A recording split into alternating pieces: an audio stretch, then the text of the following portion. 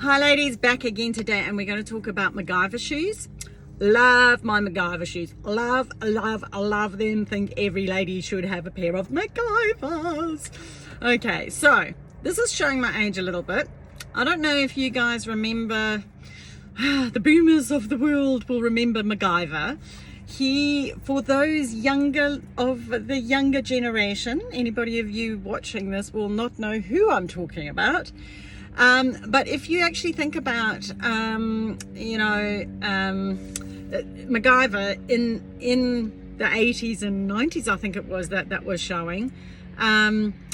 It was a guy that no matter where he was always able to find his way out of the situation. And he was like, he'd make stuff out of whatever he had, and he was always taking on some kind of bad guy, and it was like, they're gonna just take over the town or whatever. And he would invariably get trapped in a situation up in the mountains, out on the water, whatever it was. And he was just awesome at finding whatever was around and making whatever was needed in order to get him out of that situation. Like, didn't matter what it was. He got creative in the times of stress. And this is why I so love MacGyver shoes, because quite often, as you will, if you've been following me, as you'll know from the polyvagal theory that I talk about, that when you hit that panic mode and you go up the curve, and for those who haven't seen that video, Steve Porges' work is who I'm referring to, where he noticed that you go up the steep sympathetic panic fight flight mode up to the top of a hill, and then you drop down the other side where you actually go into collapse mode. Now, in either of those scenarios, when you panic, the blinders go on whoop like that, and it shuts down your creativity. Because if you think about, if you're running away from the line, you're not going to sort of go park off on the side of the road and go, well, I just feel like painting right now, or I might make a pretty pot, or I might do a pretty bouquet flower. You lose your sense of creativity because that part of your brain kicks in, and it goes, you're going to get taken out. So run. So you go into flee mode. But sometimes if you're running in the wrong direction and it's going to the edge of a cliff, eventually you're going to fall off, or you're going to throw yourself off thinking that incorrectly you can fly, and gravity will take its toll and you will splatter, and that's not a great place you want to be. We just don't want to even go that way. So what I love about MacGyver is he always managed, I know it was a TV show, but I just loved him because it always made you go, take a breath, think outside the square. What resources do we have? What can we do with what we've got here now? Where could we find more? What could we do? And he'd make things that would, blow up, and it would blow up the cave, door, or, rock fall, whatever, so they could actually get out. Thinking about that, he could have actually blown the rest of the mountain up and they would have been in it. But that doesn't help my story. So we're going to delete that little bit. You remember I talked about delete and distort? We're just going to delete what I've just said there. But that gives you an example of, like, if he was trapped, like if they were, trapped inside, I think it was a caravan one time. And it was all sealed up, and so he found something that would like blow torch a window, a space for him to actually be able to get out. So that's what I'm trying to get at, is that under stress he went the opposite way. Instead of panicking, instead of like going, oh, I don't think I can actually do this, he actually found a way. And he would look around, he'd go, right, okay, there's a gas bottle over there, there's straws, or there's this rubber hose, and he'd explain as he's doing it. So I think a lot of handy people came out of that generation, because like he'd say, well, if I add this canister and I put this kind of, but you've got to be careful, because you can't use a plastic straw, because obviously if you lit that straw, then it would melt, and you'd whatever. And he'd explain what to do and point it away from you so that it doesn't blow up in your face. So he was even like talked you through how to be creative and get yourself out of a jam. Now I tell you what, I remember this where there was a situation when I was actually living in London, and man, I tell you, it just shows the power of influence, really. There was some bad guy who was going around abducting young girls, and I think was a teenager, or she was quite young, early teens, and yeah, I think it was actually a couple. I can't even remember. Someone in the UK might actually remember this. If any of our UK members might even remember who I'm talking about. But he was quite well known, and him and his wife would kidnap these girls. And yeah, anyway, I think he was a crazy dude. Anyway, he was not nice, and he was psychotic, and clearly the partner was too. And this one girl, how they eventually caught this guy was because this girl, they picked her up, faking whatever it is, gave her a lift, and of course abducted her, and she landed up in a closet, and they locked her up in this closet. And I think, actually, if I recall correctly, she said she could hear someone at the door. She was trying to scream, but they had gagged her and stuff, and the person went away, and she was like, no, this is no good. And she said what got her out of that situation, because she survived, was that she thought like MacGyver. She started looking around for what could she do that would get her, she could sever the cords that she had been tied with. Then how could she remove the gag? And then she used a coat hanger to pick the lock. I mean, she just said all she did was, what would MacGyver do? What would MacGyver do? That was her question. What would MacGyver do? Then she broke out of the window. She escaped out of the window, and she started running down the road, and she flagged down a car, and the car rescued her. And that's actually how they bust the guy and the other woman. And he landed up, getting life on probably the chair, I suspect, because, he did actually kill people. So it was really interesting that young girl watched MacGyver, which was a fictitious TV show, that in her time of stress she could have panicked, and she would have landed up at the bottom of the cliff if she had carried on panicking, which is what obviously happened for the other poor kids. Whereas this girl went, right, breathe deep. How can I think outside the square? What am I going to do to change the situation? What resources do I have at hand that's going to get me out of this sticky scenario? And then she went and did it. Now, how can we adopt that in our life? Like, if we had a pair of MacGyver shoes, okay, how could we use that for getting out of a sticky scenario? So, and it can be anything. I mean, it's like, it could be life and death scenarios, like, a boat capsizes, or, like you get caught you go skiing and suddenly you go off piste, and, what do you do? Like, there was another, like we had one recently, unfortunately, he landed up at the end of a cliff, quite literally, where, and he was ex-military, went off hiking and got overexposed. He went on his own, he broke all the rules. And you would think that a military man would have been trained to be able to think like MacGyver under stress. So sometimes we need to train our brain, which is what this is all about. It's just like, it's a muscle, just like every other part of our body. And if we don't exercise it, we're not going to be able to strengthen it. And when the proverbial hits the fan, whatever that is, whether it's emotionally or physically or whatever, we have to think outside the square. We have to be like MacGyver and go, right, what do we know? So this is really, where I got to, like even in the instance, okay, I don't want to keep harping on about my husband's operation, but, when I knew that something wasn't right with the operation that had been conducted on him, and despite him, them constantly saying, this is normal, this is fine, my internal checkpoint, my goosebump shoes went, nah, the radar's going like this, it's not okay. So, it was actually me who presented the options. I was like, okay, well, in order to find out what our options are, we really need to do a scan, don't we? Because obviously that's not working. What are the various other drugs that he's not going to react to, or that we could try? So that could be morphine, it could be a fentanyl, it could be anything that's stronger than flippin' Panadol. Anyway, sorry. We're not going to have that conversation again. We've already been there, people. We've already been there. Sorry, I won't bore you again. All right. So here's the thing, is like, in that time of stress, do you panic? Do you go blinder? Do you go, and that is typical, because you see the instinct is to run. The instinct is to panic. The instinct is to reach out, like I was saying in the lighthouse shoe video, that if a false lifeline gets thrown out to you and it's got barbed wire on, mate, you are going to get cut.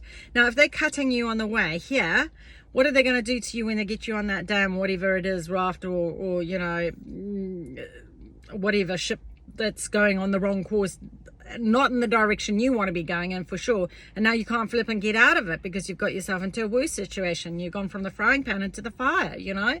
So when we're in that situation, we got to be so trained, like I was talking about the wax on, wax off, where we're so trained that it's like, right, I remember Vicki Jane said, MacGyver shoes, take a breath. Okay, how am I going to wear my MacGyver shoes if I'm so panicking? Okay, maybe I need to actually wear my deep breathing shoes. I do have to do my yoga. I have to take my shoes off and do Wim Hof breathing, or I've bought one of her emotional, a toolkit techniques, or I bought all of them, and maybe I need to use all of them in order to be able to get into my parasympathetic mode of calm. Okay, I know that I'm in a storm, it's not great. Instead of fighting the waves and getting tired and wearing myself out and eventually drowning, I'm going to ride with the waves and see if the current will take me into shore, or I'm going to try and go for that lighthouse. And I know my lighthouse, and I now know with my MacGyver shoes, if I get to that lighthouse, if someone's turning that light on, there's a good chance that somebody's there, or if not, that there's a beacon or there's something that I can call somebody to come and help me. So you can start putting your MacGyver shoes on and going, right, okay, it might be that you suddenly notice that there's some driftwood that's going past that actually holds you up in the water. It might be that you see and this is not uncommon, people have said when they've done rescue missions, they didn't even half past see the boats, that the rescue boats coming, because they're so blind, so overwhelmed with what's going on, and so busy trying to just survive and panicking, what if there's sharks, and whatever the case might be. So all very metaphorical, but the whole point is if you've got your blinders on, you're not going to be able to see straight. So we've got to be able to get ourselves trained, pre-trained, so that if this ever happens to you, and I'm not just talking in a physical sense, even on an emotional sense, that when it comes to it, you go, wax on, wax off, wax on, wax off. I know that I've got to do my breathing. I've used that tapping technique that Vicki, Jane taught me. I've used that breathing technique that Vicki taught me. Right, I know now that I've got to ride the wave, that I've got to wear these pair of shoes, that, that it's all the stuff that's going to help me survive. And while I'm doing that, now I can now that I'm calm enough and I'm riding the waves, I can see that I could use that as a resource over there. And then when I get to the lighthouse and I get out, and then I go, right, what are my options? So it might be that, if it's health, it's like, you got your inspector shoes on. It's like, let's go research, get hold of your number 5 buddies who are really good at researching stuff, ideally in this kind of field. And it might be, if it's health, if it's mental health, it's whatever it is. Tap the resources, go and find the people who have gone before you with the same issue, and go, what did they do that got them out of the water and kept them out of the water? What is it that's going to help me stay grounded? What's going to help me not get back into that situation ever again? So when we get our MacGyver shoes on, it gives you that sense of balance and calm and control. Because you're going, well, actually, I've got driftwood, and I noticed that there's actually, one of those life buoys that I could then attach to it. Maybe, I found some rope.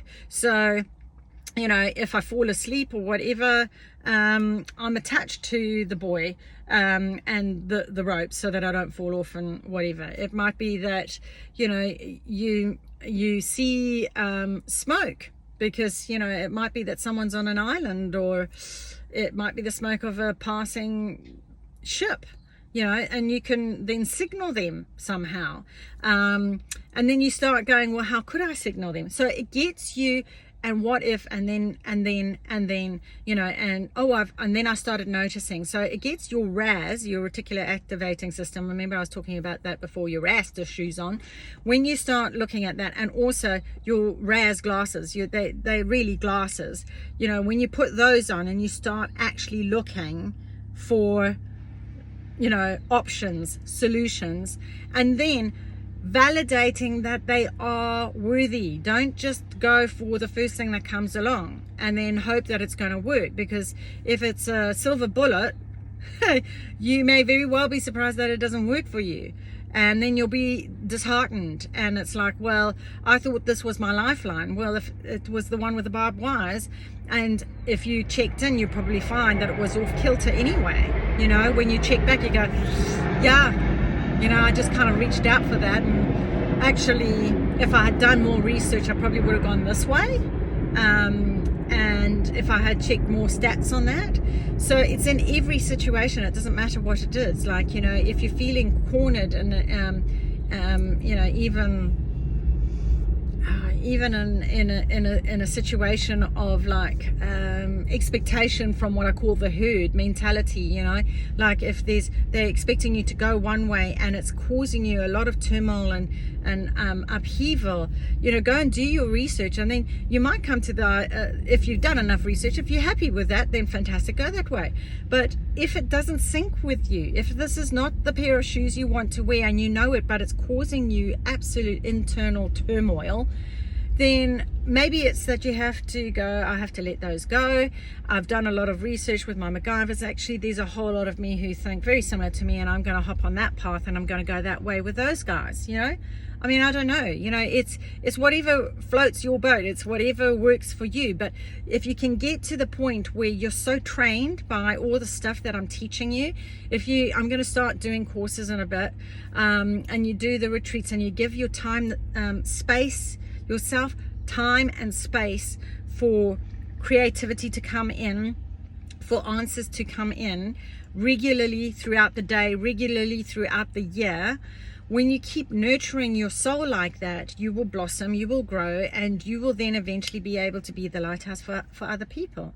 And you know, what greater honor is that? You know, then you've really made a real difference in somebody's life. And you know, but you can't do this. You cannot do this if you're not whole yourself. You have to, and I'm not even saying that I'm complete. I mean, like, there's still stuff. There's always going to be something. You know, you've just started a journey, and some people are further along the path than others. I just happen to be further down the path than others, but I've got people who are way further down than me, and I'm still learning from those guys, you know. So it doesn't matter. There's always somewhere something new. MacGyver's always got some kind of new trick that I can learn, and I go, ooh, that's exciting, you know, tell me more. So I hope that you're with me on that. Take the steps, actually implement the exercises that I suggest, please, guys. You know, when I say, and I'm trying to have it where they're little chunk down steps, little steps that you can take on a daily basis, where it's like, yeah, you know, I do notice that when I get stressed, that I do get my blinders on, and I don't have MacGyver shoes, and actually I do need a pair of those shoes. So yeah, maybe these are the shoes that I can wear, or these are the things I can do to put in place so that I am able to put them on, so that when the situation arises for me again, I can easily and comfortably get out of it. And not only just myself, but I can actually help others too. I mean, how friggin' awesome is that, right? Okay, so I hope you found that really, really useful. Have a think. Go, do you know what? I've never even been consciously aware of MacGyver shoes. Maybe put it in the comments box. So I didn't even know these existed. And you're quite right, I do that. And I commit to not doing that anymore. And it's like, you know, I adopt hashtag, and then do hashtag MacGyver shoes. I am now going to adopt hashtag MacGyver shoes and put that into the comments box for you. It doesn't matter whether you're in YouTube or in the Facebook group. And if you want to find out other amazing women and join the other Super Soul Sisters, if you're not already part of the Facebook group and watching it here in the Facebook group, come on over, join us. we're on the same path, going in the same direction, most of us, and we're supportive of you on whatever path you go. That's the whole point. I just want you in your own shoes, going on your own path, going your own way, so that you're fully empowered to be able to do that. And these are all tools that are going to help you do that. So if you're up for that, thumbs up, like, share, subscribe, invite people in, please, ladies. I'm asking, please, kindly. And yeah, let's make a difference in the world, including to yourself. Namaste.